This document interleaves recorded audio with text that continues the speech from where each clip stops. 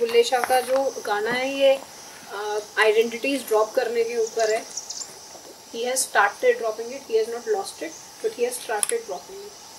तो फर्स्ट जो लाइन्स हैं, की जाना मैं कोई रे बाबा की जाना मैं कोई, इसमें वो ये बोल रहे हैं कि मैं ये नहीं जान पा रहा हूँ कि मैं क्या हूँ, मैं कौन हूँ, क्योंकि अभी तक जो जो मैं अपने बारे में जानता था वो तो ड्रॉप होने लगा है, वो छूटने लगा है, क्योंकि मैं वो नहीं हूँ जो मैं जान रहा था। तो मैं भी अपने आप को कम्प्लीटली नहीं जान पा रहा हूँ। सो एक देयर इज़ एक क्वेश्चनिंग है कि मैं कौन हूँ, who am I. This is a movement towards को। की जाना मैं कोई बाबा की जाना मैं कोई, मैं की जाना मैं की जाना मैं की जाना, जो कोई अंदर बोले चाले जात साड़ी सोई, मैं की जाना मैं कोई बाबा की जाना मैं कोई, जिस दे नाल मैंने लगाया वो है जहाँ मैं कोई मैं की जाना मैं कोई रे बाबा की जाना मैं कोई मैं की जाना। जिस दे नाल में नेहू लगाया, इसको और एक्सटेंड करते हुए एक और भी है। सांसों की माला पे सिमरू मैं की गाना, सांसों की माला पे सिमरू मैं की गाना, अपने ही रंग में तो रंग दे अब सुबह हो शाम, सांसों की माला पे सिमरू मैं की गाना, की जाना मैं कोई रे बाबा की जाना मैं कोई मैं की जाना, मेहर करी ते फजल करी तू मैं आजाद की डोरी, मैं की जाना मैं कोई रे बाबा की जाना मैं कोई मैं की जाना। यहाँ पे ये जो लाइन है, मेहर करी ते फजल करी तू मैं इजाज़त दी ढोरी, यहाँ पे वो ये कह रहे हैं कि अब तू मेरे ऊपर मेहर कर, मेरे ऊपर अब तू अपनी दया दृष्टि दिखा, क्योंकि अब मैं प्रेम में पूरी तरीके से डूब चुकी हूँ। अब मैं इसमें यहाँ पे टोटल सरेंडर है, I am surrendering in front of you. अब तू ही है जो मेरा ख्याल रख सकता है और कोई भी नहीं। की जाना मैं कोई रे बाबा की जाना मैं कोई मैं की जाना, नचन लगी ता घूंघट पे जद मूर्ति लगी लोई, मैं की जाना मैं कोई रे बाबा की जाना मैं कोई मैं की जाना, नचन लगी ता घूंघट केहा, स्पष्ट ही है, नाच रही हूँ तो घूंघट कैसा। इसको और एक्सटेंड करने के लिए कुछ है। मोहे आई न जग से लाज, मोहे आई न जग से लाज, मैं इतना जोर से नाची आज कि घुंघरू टूट गए, कि घुंघरू टूट गए, कि घुंघरू टूट गए, कि घुंघरू टूट गए, कि घुंघरू टूट गए। की जाना मैं कोई रे बाबा की जाना मैं कोई मैं की जाना, भला होया असी दूरों छुट्टे जड़ियों लाल ललोई, मैं की जाना मैं कोई रे बाबा की जाना मैं कोई मैं की जाना। ये जो लाइन है, भला होया असी दूरों छुट्टे नेड़ियों लाल लदोई, यहाँ पे बुल्ले शाह कह रहे हैं कि अच्छा हुआ कि मतलब प्रीतम मुझे मेरे पास ही मिल गए, मुझे बहुत दूर जाने की ज़रूरत पड़ी नहीं। एक बार सरेंडर हो जाता है तो आपको उसके बाद कुछ करना नहीं होता, सरेंडर ही सब कुछ है। You just have to surrender and that's it. की जाना मैं कोई रे बाबा की जाना मैं कोई मैं की जाना, बुल्ले शाह इनायत करके शौक शराब ढोई, की जाना मैं कोई रे बाबा की जाना मैं कोई मैं की जाना, शौक शराब बहुत समझा हुआ हम लोगों ने, इसको ही एक्सटेंड करने के लिए थोड़ा सा है। ये जो हल्का हल्का सुरूर है, ये जो हल्का हल्का सुरूर है, सब तेरी नजर का कसूर है कि शराब पीना सिखा दिया, कि शराब पीना सिखा दिया। ये जो लाइन है बुल्ले शाह इनायत करके, शौक शराब दे, तो ये शौह मतलब शौहर, तो वो यहाँ पे इन लाइंस में ये कहना चाह रहे हैं कि ये उसका परम की एक कृपा, एक ग्रेस थी जो उसने मुझे प्रेम का प्याला, प्रेम का नशा दे दिया, जिसकी वजह से मैं सरेंडर कर पाई, जिसकी वजह से मैं आज अपने आप को पूरी तरीके से उसके सामने समर्पण कर रही हूँ। तो यहाँ इन लास्ट लाइंस में उन्होंने वही कहा है की जाना मैं कोई बाबा, की जाना मैं कोई, मैं की जाना मैं कोई बाबा, की जाना मैं कोई, मैं की जाना मैं कोई बुलिया, की जाना मैं कोई, मैं की जाना मैं कोई बुलिया, की जाना मैं कोई, मैं की जाना मैं कोई बुलिया, की जाना मैं कोई, मैं की जाना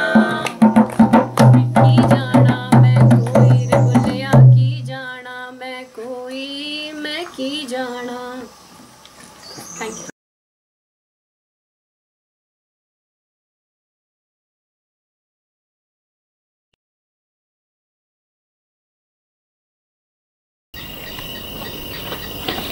बुल्ले साहब इस काफ़ी में कह रहे हैं कि हम गुम हुए प्रेम नगर के शहर। प्रेम नगर में जो साधक होता है वो अपनेपन को खो देता है। इसी बात को लेकर इस काफ़ी में बुल्ले साहब बता रहे हैं कि प्रेम नगर का जो शहर है उसमें खो गए हैं बुरी तरह। अब स्थिति ये आ गई है कि मैं अपने हाथ पैर अपने आप नू सोच रहा हूँ, ना सिर हाथ ना पैर, अपने आप को ढूंढ रहा हूँ कि मेरा हाथ कहाँ है, पैर कहाँ है। मैं इतनी बुरी तरह खो गया हूँ कि मुझे कुछ पता नहीं है कि मैं अपने सोच से मिल चुका हूँ। कित्थे पकड़ ले चले घराती, कौड़ करे निर्वैर। अब तू मेरे घर मतलब परम के घर कहाँ ले जा रहा है? अगर मैं चला गया तो बैर से मुक्त कौन करेगा तुझे? अगर मैं वहाँ से चला गया तो तुझे बैर से मुक्त कौन करेगा? तो नेक्स्ट है खादी कोई अपड़ा अपचीना तब होई कुल खैर। इसमें बुल्ले शाह कह रहे हैं कि जब आप अपना ईगो खो देते हो तब आप अपने आप को एक्चुअली पहचान पाते हो, और जब आप अपने आप को एक्चुअली पहचान लेते हो तो सब कुछ परफेक्ट है, कुशल हो जाता है। बुला साइद होगी जहानी कोई ना दिसदा गैर। और जब आप सोर्स से जुड़ जाते हो, सोर्स से क्लोज हो जाते हो, तब कोई भी गैर नहीं दिखता, कोई भी अलग नहीं दिखता, सब कुछ अपना ही लगता है। तो इसी कॉन्टेक्स्ट में अब हम गुम हुए प्रेम नगर के से। अब हम गुम हुए प्रेम नगर के से।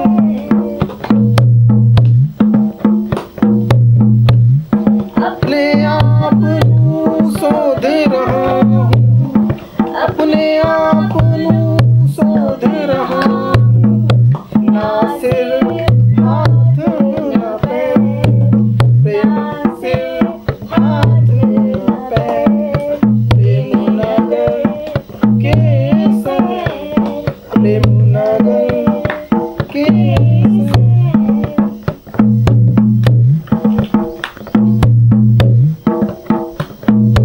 किते पकड़ ले चले घराती, किते पकड़ ले चले घराती, कौन करे निर्भय प्रेम नगर के से, प्रेम नगर के से।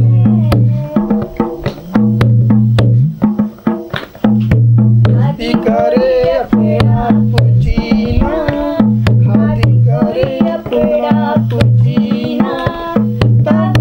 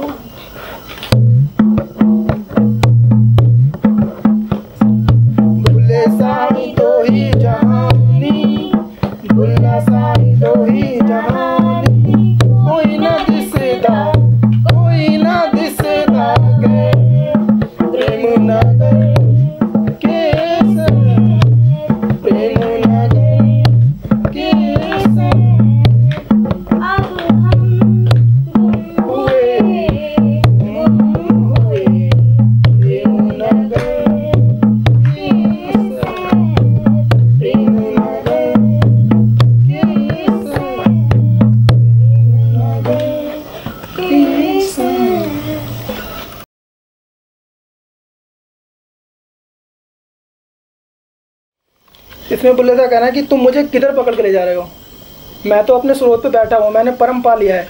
अगर तुम मुझे ले जाओगे तो तुम्हें वैर से मुक्त कौन करेगा? तुम वैर मतलब ईर्ष्या वगैरह कौन करेगा? नहीं, तुम्हारी ऐसी हालत हो चुकी क्यों है? मुझे परेशान क्यों करते हो? कौन तुम्हें निर्वैर करे? जैसे कि कोई तुम पे बहुत चिल्ला रहा हो और तुम कहो भाई कौन ठंडा करे तुझे, तो एक तरह की वो प्रार्थना है कि कौन करे निर्वैर। संसार से कह रहे हैं कि भला हो कि तू निर्वैर हो जाए। संसार से कह रहे हैं कि कितना अच्छा हो अगर तू निर्वैर हो जाए।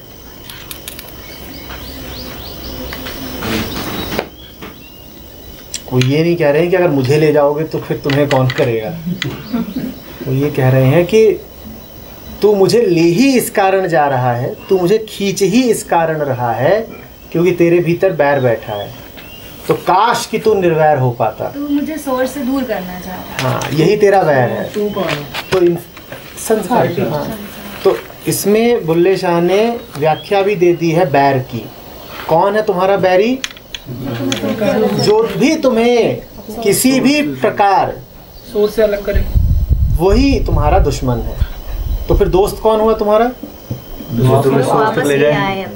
इससे अलग कोई परिभाषा नहीं हो सकती, ये बस याद रख लेना।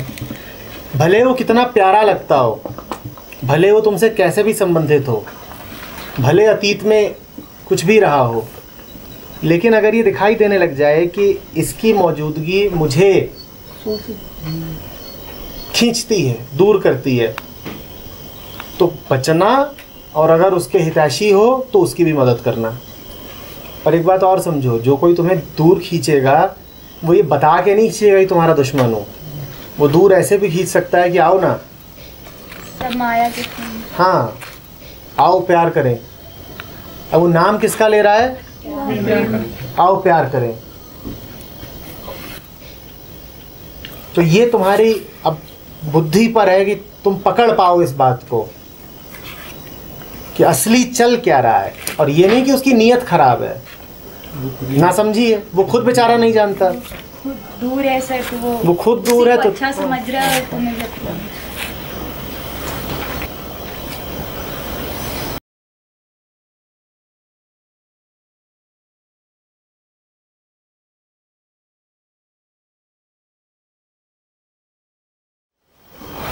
सर गुम होने को मैंने शरीर से दिया गया है कि मुझे अपने शरीर का, संसार से, शरीर से मुझे उसका पता नहीं है, मैंने परम को पा लिया है।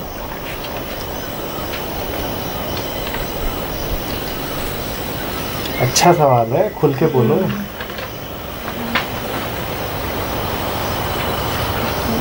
एक तरफ तो कहा जाता है परम प्राप्ति, टोटल अटेनमेंट, और बुल्ले शाह कह रहे हैं कंप्लीट।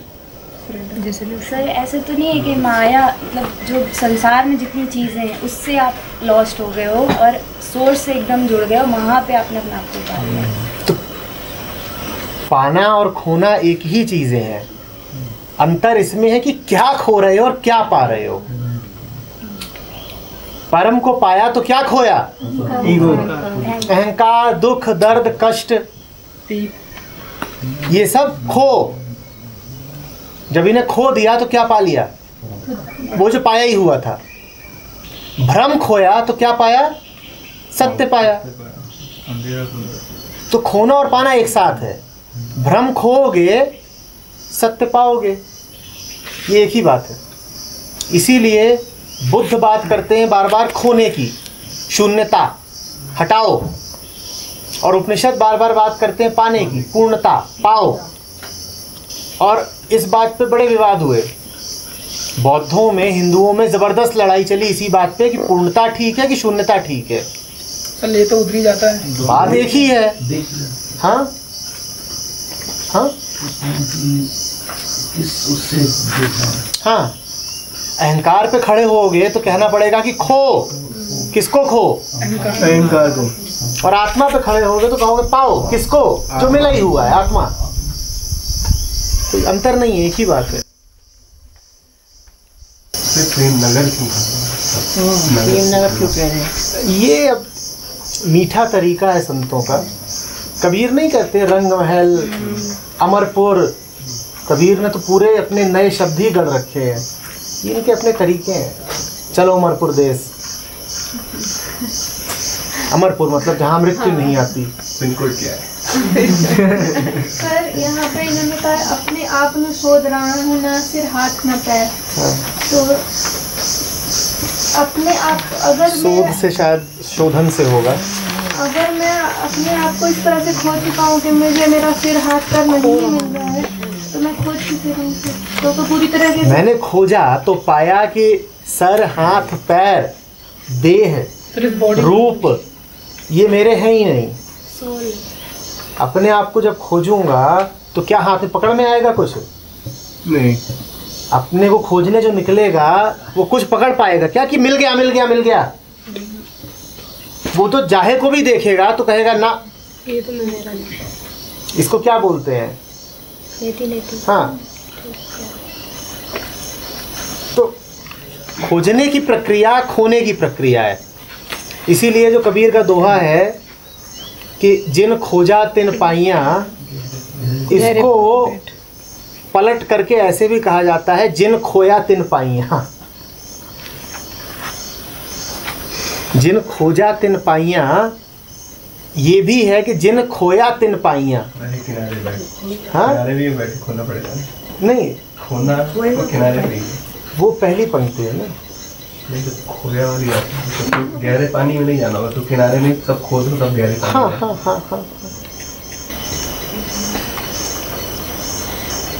एक अमीर खुसरो का भी ऐसे ही वो खुसरो दरिया प्रेम का उल्टी वाकी धार।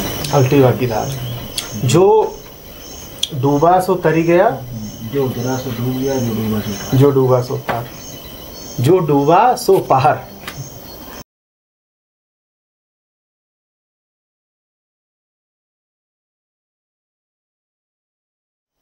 फिटेस्ट क्या है?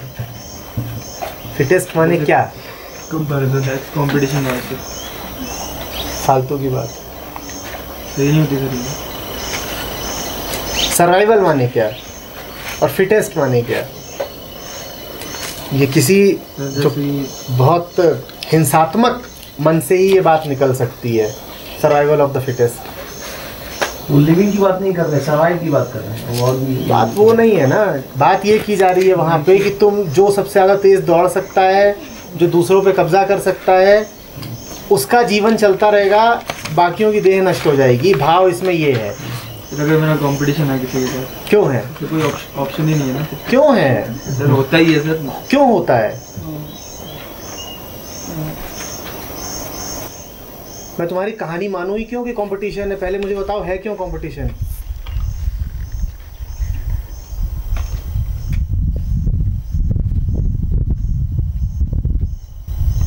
तो ठीक करो ना पहले मन को कि कंपटीशन रहे ही ना, कहानी आगे क्यों बढ़ा रहे हो? जिससे तुम्हारा कंपटीशन है ना, वो तुमसे पहले ही जीत गया। हमने क्या कहा था? तुम्हारी हार किस में है? तुम्हारी हार है अपने आप से दूर हो जाने में। जिससे तुम प्रतिस्पर्धा कर रहे हो तुम्हारे मन पे छा गया। अब तुम्हारे मन को किसी स्रोत की, किसी परम की, किसी शांति की ज़रूरत नहीं है। उसको एक खिलौना मिल गया है। क्या? वो व्यक्ति जिससे तुम होड़ में लगे हुए हो, वो जीत गया, वो मालिक बन गया। जो तुम्हारे मन पे छा गया वही तुम्हारा मालिक है ना। वो तुम्हारे मन पे छा गया तो पहले ही जीत गया तुमसे। अब क्या तुम कॉम्पीट करोगे?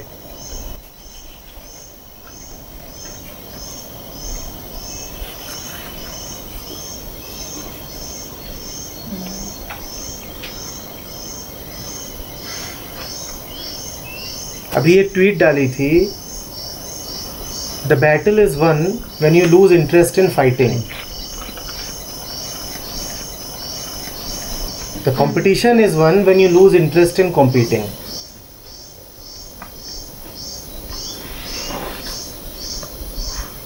The race is won by that who does not run.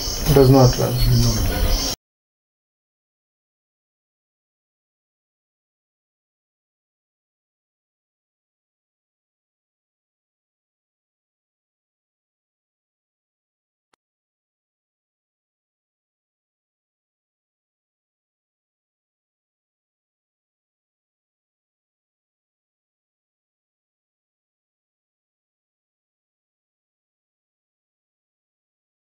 इसमें बुल्ले शाह हम लोगों को सिंबलाइज करके बोल रहे हैं कि तुम तौबा मत करा करो, क्योंकि तुम्हारी तौबा जो होती है वो सिर्फ ज़बानी तौबा होती है, सिर्फ मुंह से तौबा करते हो, काम वही सब करते रहते हो। तो ऐसी तौबा करने से अच्छा है कि तुम तौबा ना ही किया करो। इस कॉन्टेक्स्ट पे गाना है, स्टार्ट कर रहे हैं।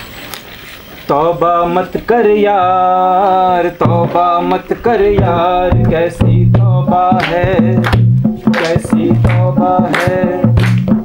नित पढ़ दे इस्तग़फ़ार, नित पढ़ दे इस्तग़फ़ार, कैसी तौबा है, कैसी तौबा है।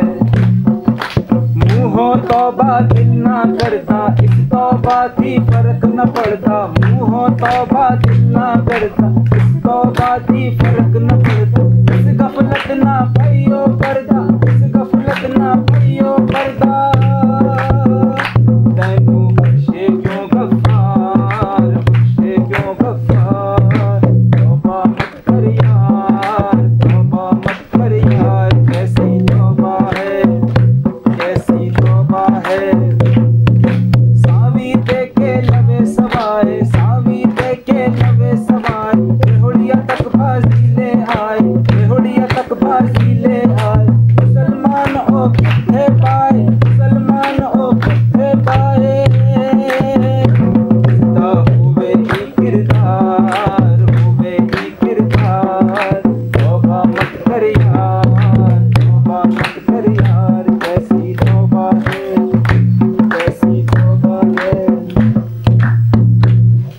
इसमें उन लोगों की बात कही है क्योंकि इस्लाम में इंटरेस्ट मना होता है, तो उसको सिंबलाइज करके कहा है कि तुम एक दे के और सवा लेते हो और 1.5 लेने की उम्मीद रखते हो और फिर भी तौबा करते हो, तो इससे परे कोई ऐसा मुसलमान बहुत कम मिलता है।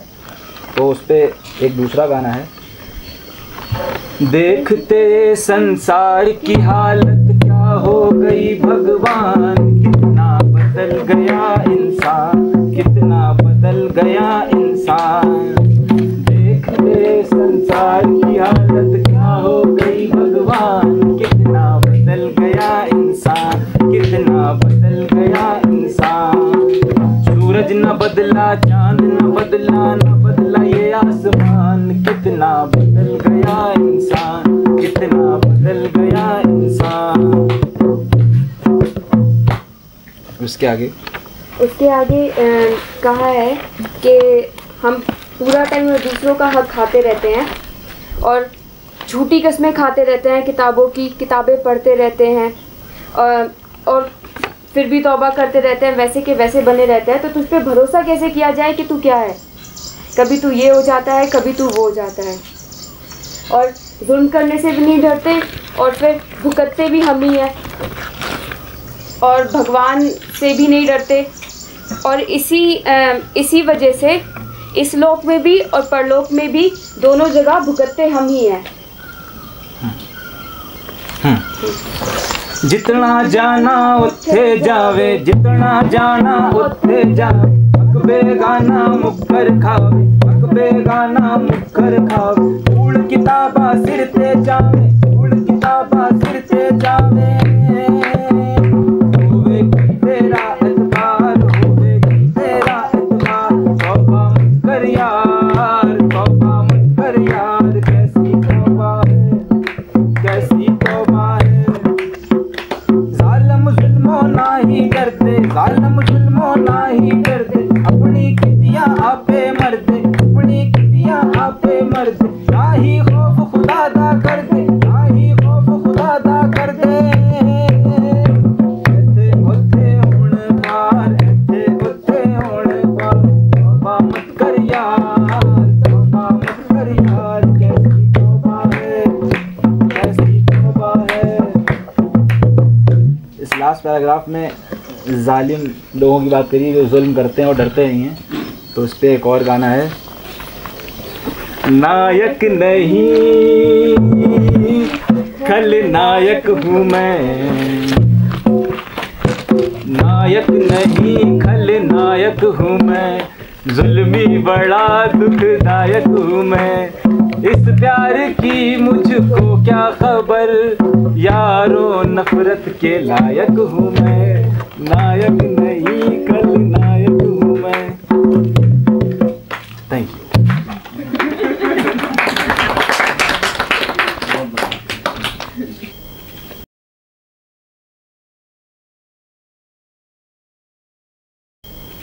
जैसे भी बताया था कि एक दे के और सवा लेते हो, 1.25 लेते हो और 1.5 लेने की उम्मीद रखते हो, इस तरह के तुम्हारा नेचर है, और उसके बाद तुम तौबा करते हो, तो ऐसी तौबा का कोई फ़ायदा नहीं। ऐसा क्यों होगा कि इस बात पर पाबंदी लगाई गई कि मत करो ये काम? शायद हिस्टोरिकल कॉन्टेक्स्ट है इसका कि उस टाइम इंटरेस्ट जिसको बोलते हैं रिबा, स्पिरिचुअल कॉन्टेक्स्ट भी होगा,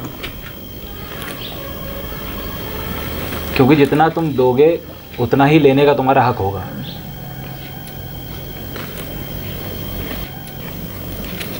या जितना तुम सरेंडर करोगे उतना ही तुम्हें ग्रेस मिलेगा।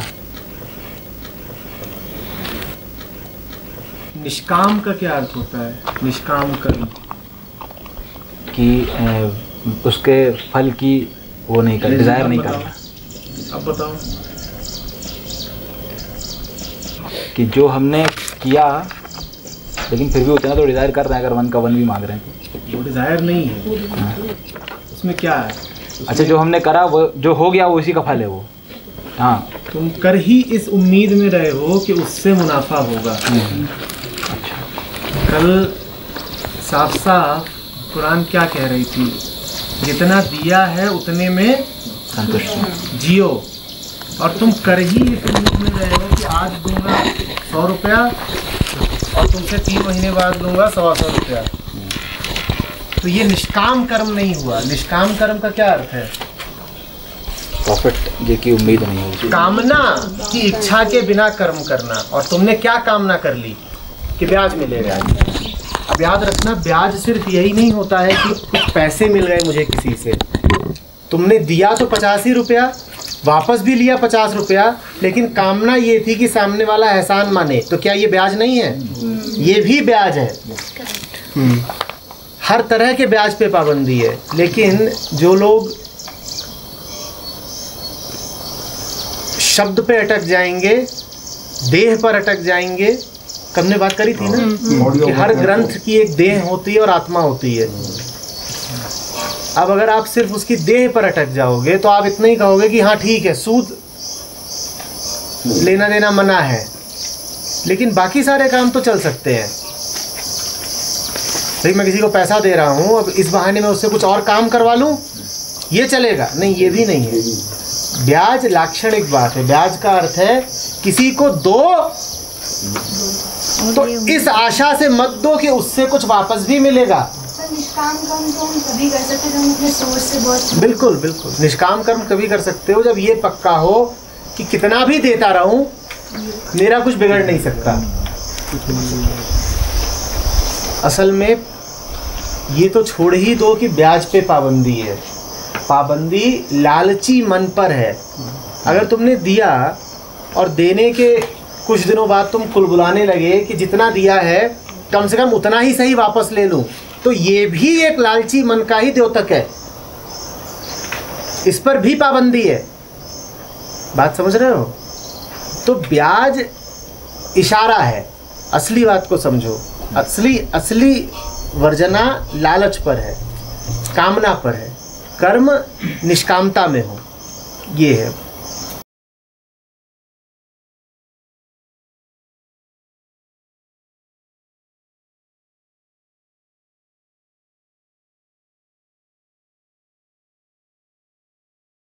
बहुत बढ़िया है। वो एक तरीके से तुम वसूली कर रहे हो कि अब तुझे पैसा दे दिया है तो मेरा हक हो गया है तेरी दीवार पर, इतना भी हक नहीं मानूंगा।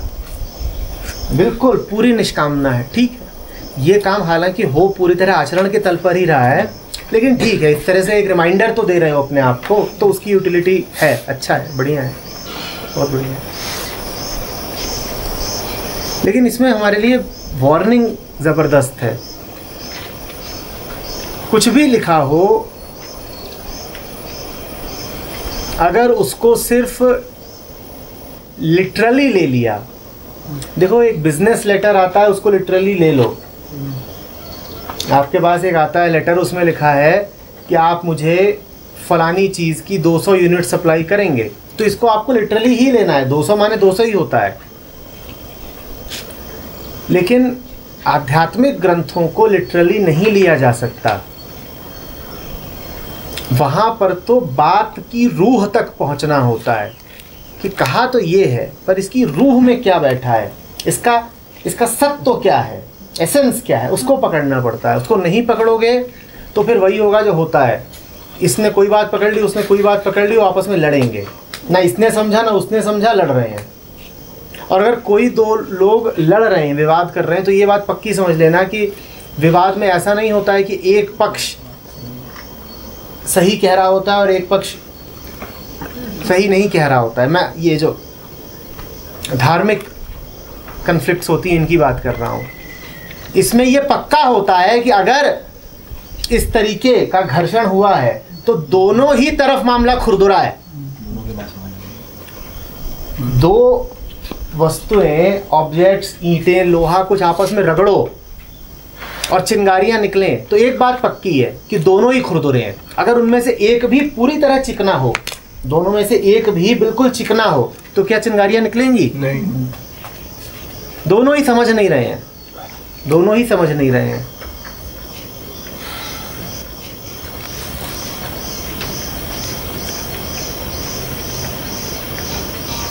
बोलो।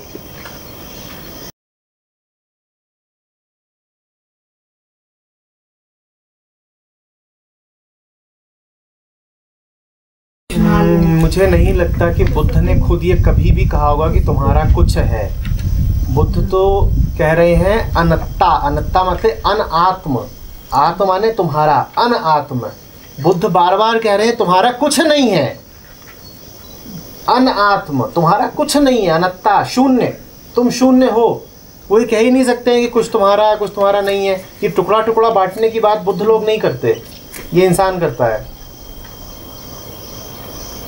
तो ये बाद में ये चीज़ आचरण में आ गई होगी, नहीं तो जो मूल बात है वो तो ये है कि या तो तुम्हारा सब कुछ है या तुम्हारा कुछ नहीं है।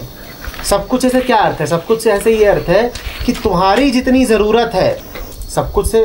अब तुम्हारे सामने दुनिया भर के खाने रख दी जाए, तुम्हें क्या मिल जाएगा उससे? तुम हद से हद कितना चाहते हो? जितने तुम खा सको इतनी तुम्हारी ज़रूरत है। तो तुम्हारा सब कुछ है, इससे आशा ये है कि जितनी तुम्हारी ज़रूरत है उतना तुम्हें दे दिया गया है। तो इसीलिए तुम्हें हाथ पांव चलाने की ज़रूरत नहीं है।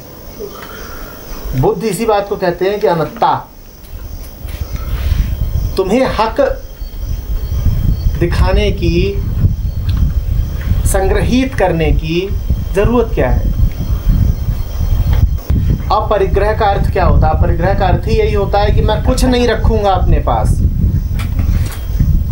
कुछ भी नहीं रखूंगा अपने पास। कुछ नहीं रखूंगा अपने पास का ये नहीं मतलब है कि सब पराया है। कुछ नहीं रखूंगा अपने पास का ये अर्थ है कि सब मेरा ही है, तो रखना क्या है अपने पास? जब ज़रूरत होगी टपक जाएगा। तो जेब में भर के क्या चलना है? जब ज़रूरत होगी मुंह खोलूंगा और टपक जाएगा उसमें।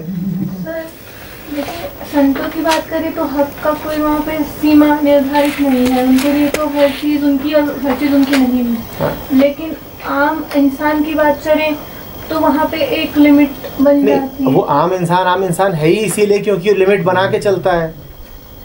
तो वही लिमिट तो अहंकार को ही तो बढ़ाएगी। बिल्कुल बढ़ाएगी। तुम उस लिमिट को जितना पकड़ के रखोगे कि ये इतना मेरा है और इतना तेरा है, उतना अहंकार बढ़ेगा ही बढ़ेगा। एक तरह से वो चिपक रहे हो ना, सीमा निर्धारित कर रहे हो, ये मेरा है तेरा है। तो फिर यहाँ पे जो कह रहा है हक बेगाना मुकर खाए। देखो हक शब्द को समझो। हक शब्द का वास्तविक अर्थ होता है सत्य। हक का अर्थ इतना ही नहीं होता है कि rightful, this is my rightful possession. हक का अर्थ है सत्य, ट्रुथ।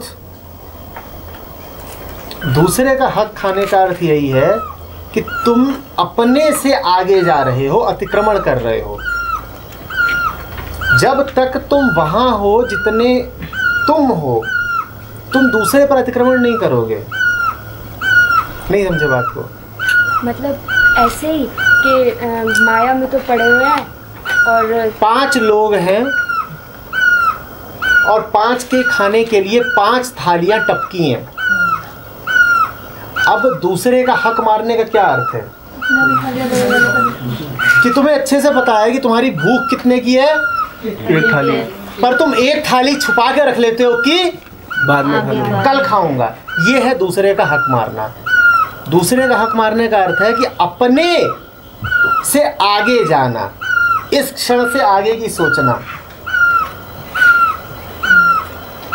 ये जो अकाल पड़ते हैं, जब इन पर रिसर्च हुई, बंगाल में बड़ा अकाल पड़ा था अंग्रेज़ों के समय में, ग्रेट बंगाल फेमाइन, उस पर रिसर्च हुई तो पता चला कि अकाल दुर्भिक्ष इस कारण नहीं पड़ता है कि खाने की बड़ी कमी हो गई है, वो इस कारण पड़ता है क्योंकि कुछ लोग सब कुछ जमा कर लेते हैं। It's a problem of distribution.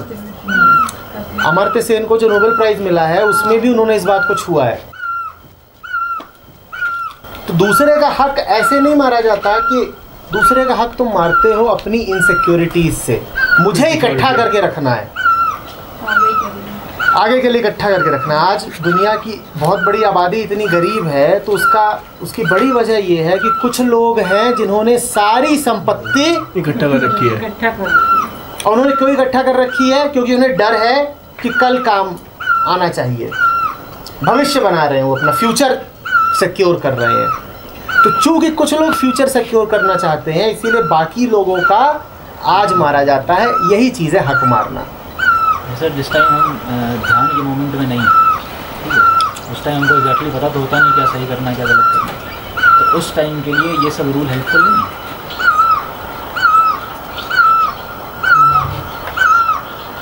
अगर हम किसी का कुछ कर देंगे तो फिर हम देखो, बहुत वो दुधारी तलवार है।